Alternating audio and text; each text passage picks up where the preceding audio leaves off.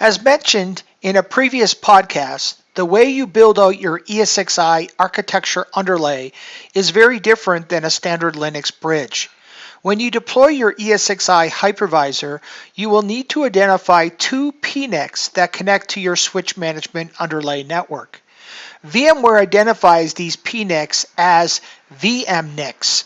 Before you decide to configure your VMNICs, it is important to determine again their enumeration.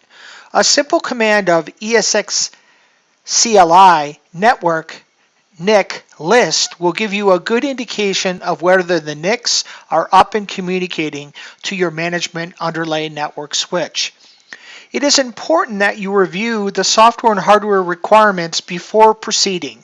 Be mindful that your selected bare metal hypervisor will need enough horsepower to drive your SEC overlay workloads.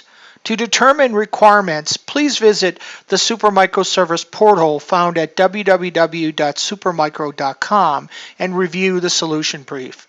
Step number 1.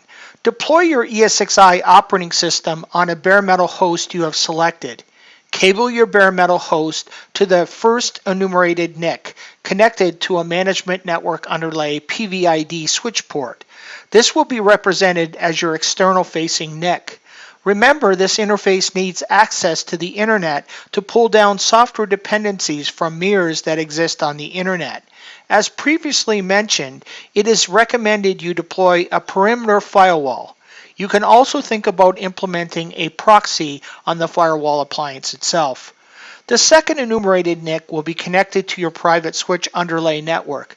Cable the PNIC of the bare metal host to a switch port that is configured for .1Q trunking and is allowing VLAN tags 4050, 4051, 4053, 4054, and the native VLAN 1.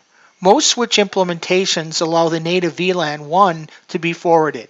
Some switch implementations may not allow the untagged VLAN 1 to be forwarded. Check your switch vendor for more detailed explanations. Once you are satisfied that your ESXi OS has been deployed successfully, you can begin to log into the Service Console, which is accessible through the IPMI port of your selected Supermicro platform. It can become tricky when you need to utilize special function keys to toggle between DCUI and the console. Once you enable the ESXi shell in the direct console, you can use a combination of Alt plus function keys to gain access to a CLI console. Alt plus F1 switches to the CLI console, and Alt plus F2 switches back to the DCUI. The screenshot presented is a sample output you might encounter.